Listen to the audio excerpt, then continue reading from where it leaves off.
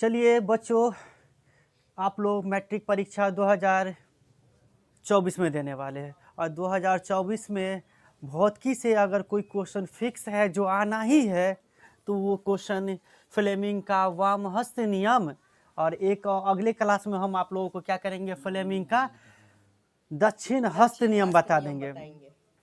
सुनिए इधर, तो जो बच्चे वीडियो देख रहे हैं तो ज़रूर ये चाहते हैं कि 8 गो भौतिकी में 8 गो 2 नंबरिया क्वेश्चन पूछेगा। कितना? 8 गो। 8 गो में से 4 गो बनाना है। इसमें मैथ में के जैसे नहीं है कि आपको यानी कहीं ज्यामितियों को ये वो क्वेश्चन लीजिए, इसमें कहीं से आप 4 गो जो भी चैप्टर पर कमांड है आपको बना लेनी है।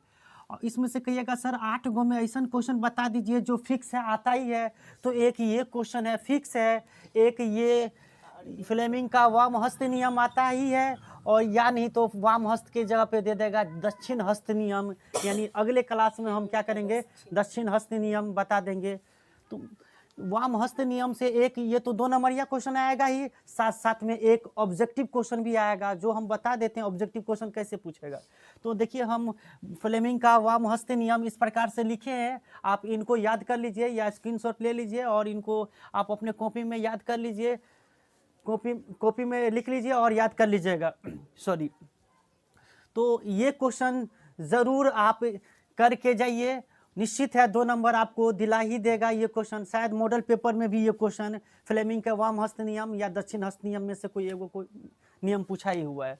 मैं फिर से बोल रहा हूँ कि मैं अगले क्लास में, अभी हम वामहस्त नियम बता रहे हैं, अगले क्लास में क्या करेंगे, दक्षिण हस्त नियम। तो क्या है फ्लेमिंग का वामहस्त नियम लिखे, तो हम क्या लिखे, फ्लेमिंग का वामहस्त नियम के अनुसार, कि फ्लेमिंग का वामहस्त नियम के अनुसार, यानी फ्लेमिंग का वामहस्त नियम यह कहता है, यदि हम अपने बाएं हाथ की 3 उंगलियां तर्जनी, मध्यमा तथा अंगूठा को परस्पर लंबवत फैलाए तो, अब आपका बायां हाथ कौन है, आप अपने बाएं हाथ को निकाल लीजिए और सबको 90 डिग्री के एंगल पे, लंबवत का मतलब होता है, देखिए मेरा बायां हाथ है और 3 उंगलियां, ये वाला उंगलियां को हम तर्जनी कहते हैं। आप हो सके तो आप लिख भी सकते हैं, ये वाला उंगलियां क्या है, तर्जनी। मध्यमा, अरे बीच वाला, अरे मध्यमा किसको, मध्यमा बीच वाले को कहते हैं, ठीक है। ये वाला उंगली क्या कहलाता है, मध्यमा। ये वाला उंगली बच्चों जो भी वीडियो देख रहे हैं, ये वाला उंगली आपका तर्जनी, ये वाला मध्यमा, और अंगूठा तो उम्मीद करते हैं सभी को 90 डिग्री एंगल पे फैलाइए, 90 डिग्री एंगल के पर फैलाइए। तो फिर से हम यहाँ पे शॉर्ट में लिखते हैं, कौन उंगली को फैलाना है, लंबवत, तर्जनी को, मध्यमा को और अंगूठा को।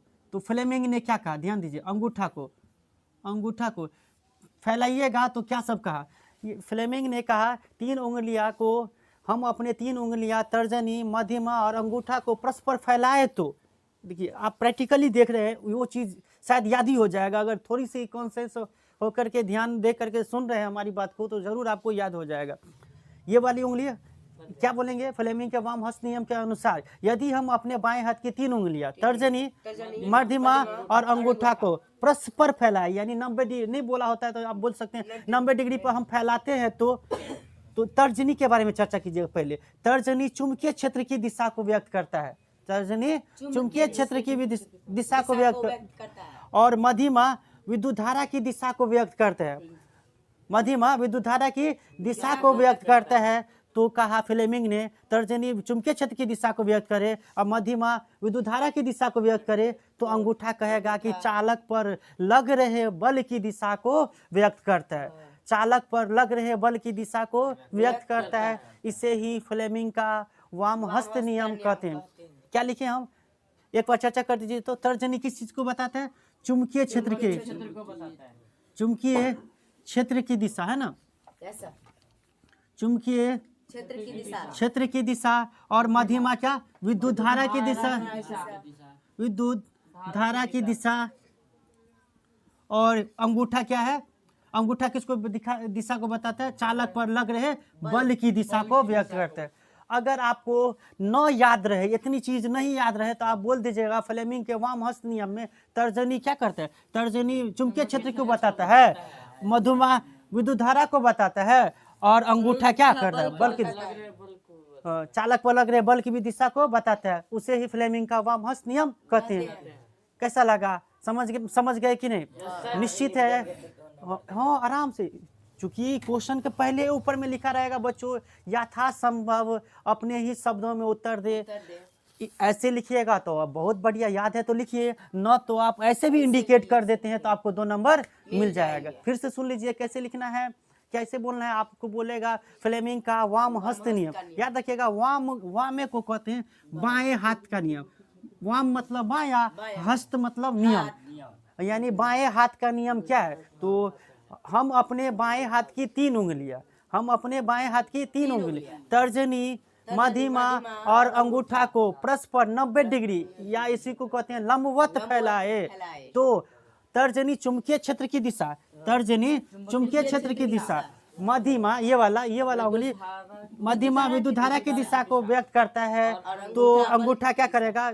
चालक पर लग रहे बल की दिशा को व्यक्त करता है या बताता है। सही बात, अपनी भाषा में बोलिए ना, बल की दिशा को बताता है। उम्मीद करते हैं अभी हम जो भी फ्लेमिंग का वाम हस्त नियम बताए हैं आप लोग को समझ में आ गया होगा। इसको जरूर आप एग्जाम में करके जाइए। हम अगले क्लास में हम क्या करेंगे, दक्षिण हस्त नियम बता देंगे, और निश्चित है आपको ये दोनों नियम में से एगो नियम रहेगा ही। चलिए ऑब्जेक्टिव क्वेश्चन कैसे पूछेगा आपसे, तो आपको दे देगा कि तर्जनी आप मान लीजिए, तर्जनी एक दिशा दे देगा कि पूरब की ओर है, यानी आपको कहेगा चुंबकीय क्षेत्र क्या लग रहा है? पूरब की ओर लग रहा है। चुंबकीय क्षेत्र क्या लग रहा है? पूरब की ओर लग रहा है। तो आप अपनी जैसे हम अभी जहाँ पे खड़े हैं बच्चों, तो हम हमारी दिशा पूरब क्या है? तो ये वाला, ये है, ये साइड वाला तर्ज पूरब है। तो हमने क्या किया, तर्जनी को पूरब की ओर दिशा, और मध्यमा कहेगा दक्षिण की ओर लग रहा है। सॉरी, मध्यमा नहीं, इसको क्या बोलता है? मध्यमा यानी मध्यमा क्या बताता है? विद्युत धारा, यानी विद्युत धारा किधर लग रहा है? दक्षिण की ओर। ये वाला एरिया क्या है? दक्षिण। तो कहेगा आपको ये बताइए कि बल किधर लग रहा है, बल किधर लग रहा है, आप बताइए। हम जो बच्चे देख रहे हैं, हम क्या कहना चाह रहे हैं, ऑब्जेक्टिव में क्या पूछेगा? आपसे पूछेगा कि चुंबकीय क्षेत्र की दिशा किधर है, चुंबकीय क्षेत्र की दिशा किधर है? पूरब की ओर। जो हम अपनी आप माइंड में सोचेंगे कि भाई चुंबकीय क्षेत्र कौन बताता है? तर्जनी, और तर्जनी को हम पूरब की ओर रख लिए। विद्युत धारा क्या लग रहा है? दक्षिण की ओर, तो विद्युत धारा कौन बताता है? हम अपने मध्यमा को क्या कर दिए? दक्षिण की ओर कर दिए। तो आप बताइए, अंगूठा ही ना बल की दिशा को बताता है, तो बल कहाँ लग रहा है? ऊपर। यानी हम किस ऑप्शन को टिक करते? ऊपर को टिक करते। यहाँ से 1 नंबर का ऑब्जेक्टिव भी पूछ लेता है। उम्मीद करते हैं तो 1 नंबर ऑब्जेक्टिव और 2 नंबर ये, 3 नंबर आपको मैं जरूर पक्का कर दिया होगा। और वीडियो अच्छा लगे तो जरूर अपने दोस्तों से भी शेयर कीजिए, और आप लोग बताइए कि सर आपने बहुत अच्छे से एक्सप्लेन किया है कि नहीं। एक्सप्लेन किए हैं और हमें बहुत मोटिवेट होंगे। हम इसी तरह के और वीडियो आप लोगों के लिए बनाते रहेंगे। जय हिंद, और नेक्स्ट वीडियो में मिलते हैं हम।